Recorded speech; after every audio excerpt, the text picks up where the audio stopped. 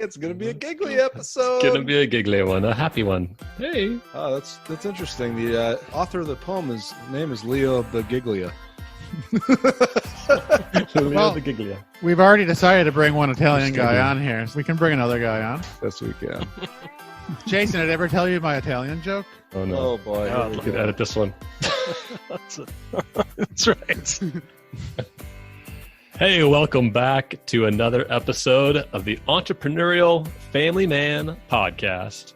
I am Chris Niemeyer, here with my good friends, Jason Pearl, Michael McGreevy, and Jamie Slingerland. Chris McCluskey, we miss you. We are four guys who are crazy about our wives. We love our kids, and we want to kill it in business. And this podcast is all about those important domains. Sometimes, frankly, the tension that can exist. This is a safe place to discuss that. If you want to live this kind of extraordinary life as an EFM guy. And today, here we are in April 2020. We are weeks into, likely for you, a stay-at-home order because of coronavirus. We are really 24/7 in the marriage, 24/7 parents, 24/7 on the business front. It is all just a blend of life. And how do you deal with all of that? I think a lot of people are realizing that there's some cabin fever going on right now, right, Jamie? Yeah, I was going to ask you guys, is it anybody else feeling cooped up at home? I'm feeling pressure is for The real. struggle is real. Man, we just put a blanket out in our yard and laid outside for about 2 hours just to get some fresh air and feel some wide open spaces. It's real. Yeah, we're doing all sorts of projects outside because we're just looking for things to do. Well, up here in Buffalo, we're still kind of waiting for the weather to break, but I think we're all spending a lot of time together here in this household, so much so that our dog is getting a little annoyed with us. He appreciates normally sleeping 20 hours a day, and he's like, why is everybody around all the time? Left. But, How can I miss you if you right. never go away? You know it's bad That's when you're right, trying to annoy the dog. Yeah.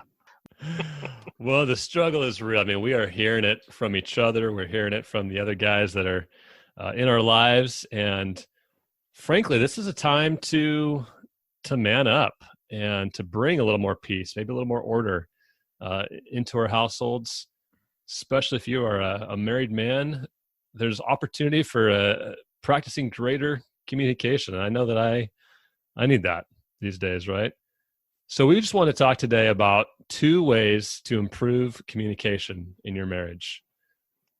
Like we said, you are very likely at home together a lot more. I've seen several posts, to the negative of this, saying the divorce rate's going to skyrocket after this all gets over because people are realizing, like, I don't even like this person that I'm around that much anymore. But how can we spin that on its head? How can we as men lead in a way to improve our communication in our marriages? Yeah, I'm thinking right now about some of the looks that you might be seeing on your wife's face as you walk through the house. Like maybe she's a little frustrated. Maybe she's a little beat up from feeling that cabin fever too. And my mind is immediately going to, all right, I got to go figure out what's going on with her and help her resolve this.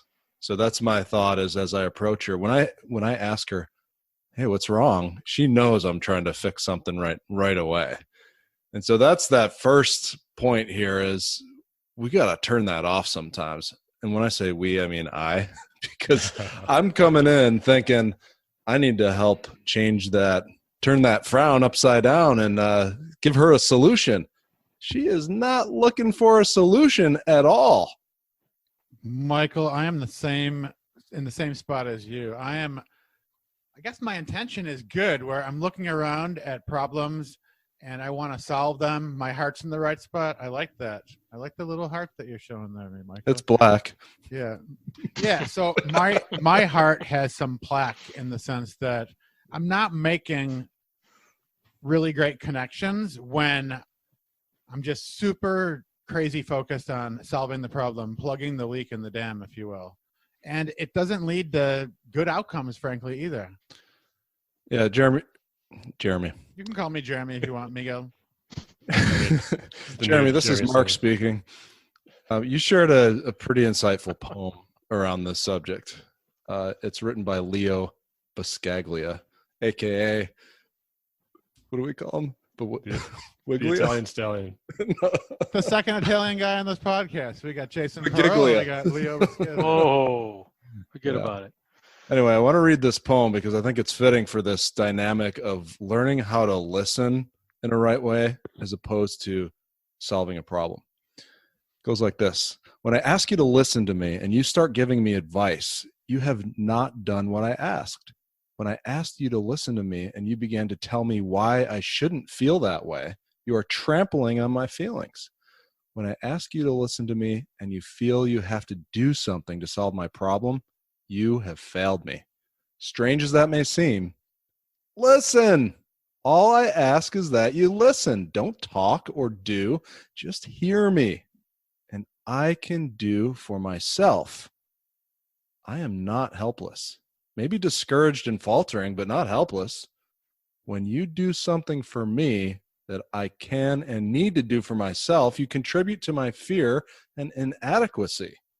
But when you accept as a simple fact that I feel what I feel, no matter how irrational, then I can stop trying to convince you and get about this business of understanding what's behind this irrational feeling.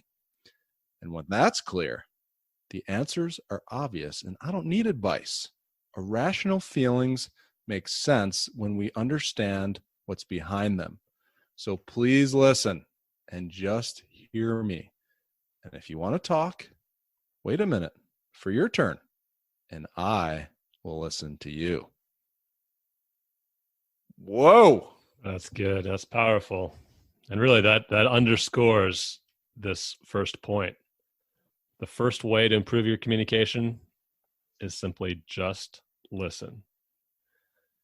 And you guys referenced that. It's hard, right? As guys, we are wired, I would say, in a way, a lot of us, to fix a problem, to solve it, to bring a solution to something. But so often we, our wives, others, just want to be heard. How do you guys grapple with that, though? Because for me, this is just me, I'm talking here, but like, I just want to fix it. Like, I can see there's a problem. Like, all right, honey, you done? Because I got your solution, right? So like, how do you step out of that mentality sometimes? Chris, I agree that it's hard. It's even more hard when we're emotionally involved in the decisions that need to be made, the context. And with our wives, they're not going anywhere. Yeah, Jamie, I certainly struggle with this point often. One of the things that I've recently tried to spend a little more time doing is playing that 80-20 rule, right? Do 80% of the listening and 20% of the talking. And just the other day, my wife was going over a situation that she had and trying to find a solution. And I certainly wanted to jump in and give her a solution right away, because that's what I like to do. I'm a fixer, but listen to her. And what I really found, shockingly, is when I actually closed my mouth and listened, more about the story came out. So the solution that I was going to offer, when I would have jumped on it, wouldn't have been the exact proper solution, because there was more of the story. So I think a lot of times, based on maybe how I'm wired as an entrepreneur, I just want to fix it. I want the solution. I want to move on. I'm used to making quick decisions. And if I just spend a little more time focusing on the 80-20 rule, 80% listening, 20% speaking, she'll get her point across more effectively. And then we can have a good, constructive conversation. Mm-hmm. That's good, Jason. It's powerful to have that 80-20 rule in mind when you're trying to approach that. And really, frankly, it's biblical. I'm actually going back to even what I tell my kids sometimes. So I'm preaching to myself here. I use that. There's James 1, I think it is. Everyone should be quick to listen, slow to speak, and slow to anger. And I tell the kids, like, hey, you were given 2 ears and 1 mouth. Like, do the math. Use it appropriately. Use it in proportion to what you were given, right? And I think that's healthy and helpful for us guys to take that same approach. Like, I've got twice the amount of ears as I have as mouths, so I need to take that into consideration here in this time of listening. So we have a debate here. Are we supposed to listen 80% or 66.66 with the line? I think you're getting into like an algorithm here that I think the point is listen more. Okay, I'm being legalistic. I get it. All right. And sometimes it's helpful to ask. I know for me and my wife, when I ask Lydia, do you need someone to listen here, or do you want help figuring this out? Sometimes just asking can help avoid a lot of pain there too. And most of the time it's going to be listen, but sometimes she might just say, yeah, I just want to help figuring this out. And then you can step in and go to work.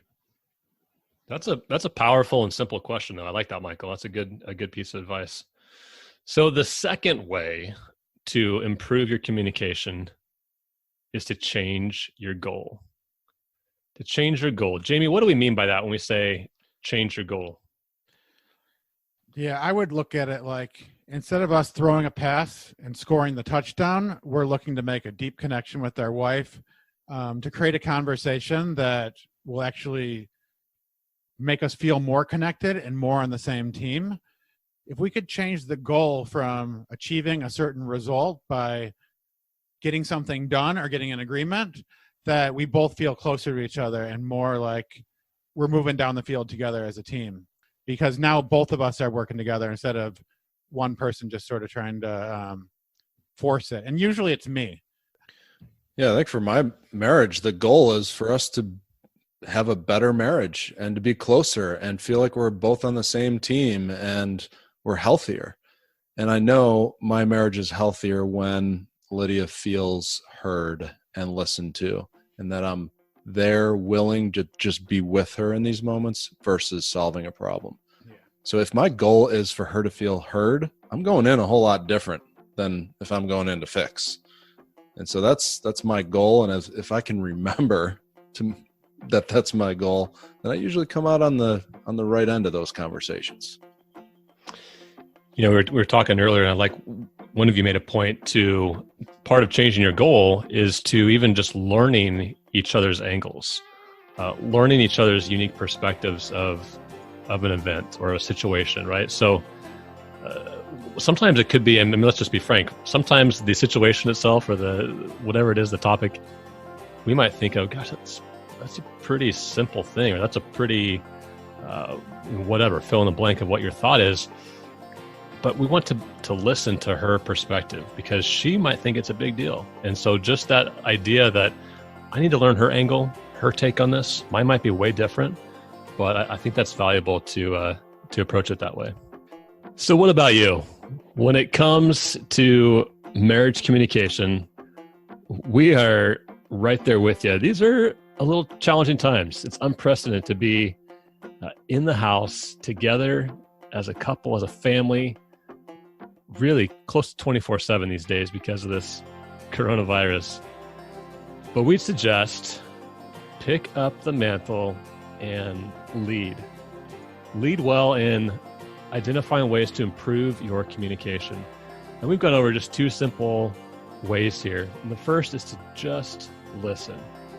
You know, as men, we try so much to solve problems when oftentimes they just want to be heard.